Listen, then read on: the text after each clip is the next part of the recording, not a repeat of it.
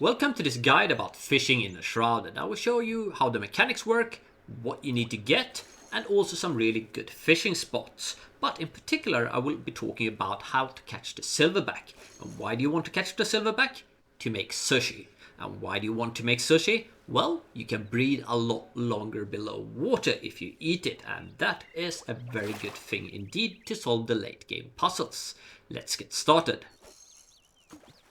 You can craft a simple fishing rod and simple fishing bait right away, so even if you are new to Enshrouded, you can actually start fishing from a very low level. But you can unlock higher level fishing rods and higher level fishing bait by doing quests for the hunter and for a new character called Captain Melville Fontaine that you find in the new area Vailwaterbasin. You can find him over here. It's a small island in the middle of the lake and kind of the first section of the new area. One of those quests are actually called Nice Day for Fishing, and I mean that must be a reference to Viva Dirt League on YouTube. There might of course be some other reference I'm not familiar with, but let me know in the comment section below. Anyway, you don't actually have to wait until you get to those quests to catch higher level fish, because there's some other type of fishing bait you can use for that purpose. That is, the different types of small creatures, mostly insects, that you can find in the different biomes of Enshrouded's vast world. The most basic one is fireflies that you find in the springlands. You catch them at night, they glow kind of faint yellowish, and you find a lot of those actually in the starting area where you kind of supposed to build your first base. Just wait for night and go around and catch them. And these ones can be used to kind of catch the most basic type of fish. The next level of bait is moth that you can find in the Revelwood area, but only at night. If you walk around at night, they look like small butterflies and you can just walk up to them and collect them. Then we got the Grasshopper in the Nomad Highlands, and these you can find during the day as well. And there's no kind of benefit of trying to look for them during the night because they don't seem to have any type of glow at night. But a tip is to go where the grass is very low, where there isn't much bushes, because if you do and you just look carefully around, it's rather easy to actually spot them. This area, for example, have a lot. The next level of bait is the Scarab that you find in the Kindle Wastes. It feels like they are pretty scarce and really hard to spot, so you will have to walk around quite a lot and keep a close eye on the ground. By the way, here's a little nice oasis with a fishing spot in the Kindle Wastes. After that we got the Pillbug up in the Albanese summits, and this one is also out both day and night. You can find it by looking carefully on the ground where it's moving around, but at night they actually have a faint glow, so I feel like these ones are actually a bit easier to spot at night.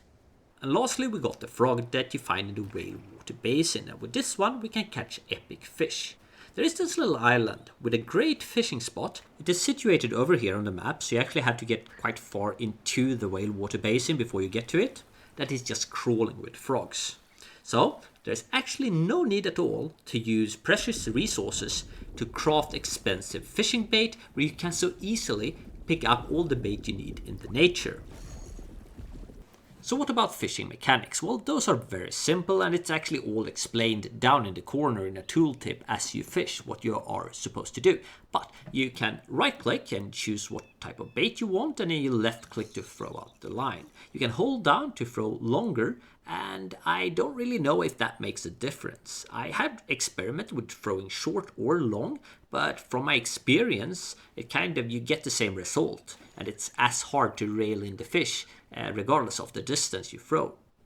Anyway, once you catch a fish you have to left click quite fast, and then you have to start working to reel the fish in, and you do that by moving in the other direction, contrary to what the fish does. So if the fish is pulling left, you are supposed to pull right, and the other way around.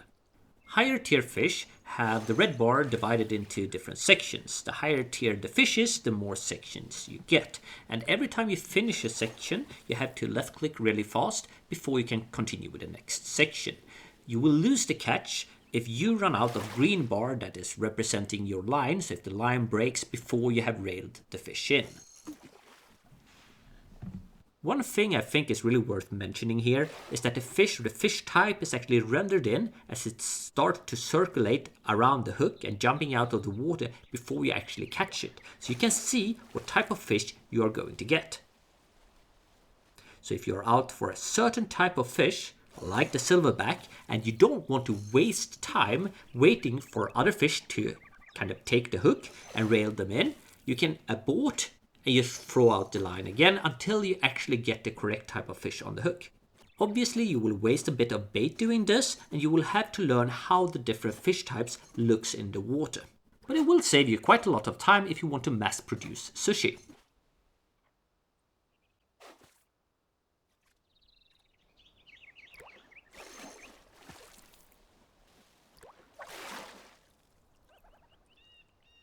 By the way, did you know that you can actually catch fish with your bare hands? Although I have only seen common fish swimming around, so I don't know how useful that actually is. So higher tier bait will catch you higher tier fish, but it is also important where you are fishing. Lakes in higher tier area will also have higher tier fish than lakes in lower tier areas. So if you are out for a particular fish, again like the silverback, it is important both what type of bait you use and what area you are fishing in. So knowing that, let's talk about the optimal way of catching the silverback. But before that, if you found the guide useful so far, you can always like and maybe subscribe to the channel. I do a lot of guides for crafting survival games, mostly actually focused not on fishing, believe it or not, but rather on building. So I really look forward to building with the new water features in Enshrouded and making videos about that. Anyway, the silverback is an uncommon fish, and it has the red bar divided into two sections, so just one step above the common fish, and it's the only fish type I have seen having the red bar in just two sections, so if you get that, then you know it's a silverback. Because it is a low tier fish, we don't want to fish for it in high level areas, so you either want to be in the springlands or the revelwood. You got one little lake over here in the springlands, it's easy to get to, quite early on in the starting area. And in Revelwood, you got the lake located over here. It's kind of hard to spot because it's hidden among the trees, but it's a really nice little fishing spot. You also want to be using either Moth or Grasshopper bait. I have been experimenting with both in the Springlands and in the Revelwood area, and I can't really tell what is best despite spending quite a long time testing both. What I can tell is that higher level bait will result in not really catching any silverbacks because you will get higher tier fish, and lower tier bait like the Firefly will mostly just render common fish.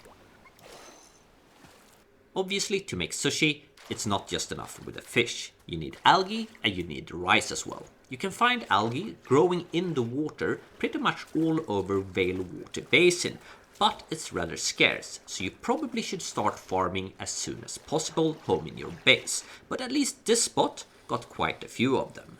When it comes to rice, I have only found one location so far where you can find rice and rice seedlings. And it's this village over here, but there's plenty of it, so you can gather a large amount of seedling and quite a lot of rice here.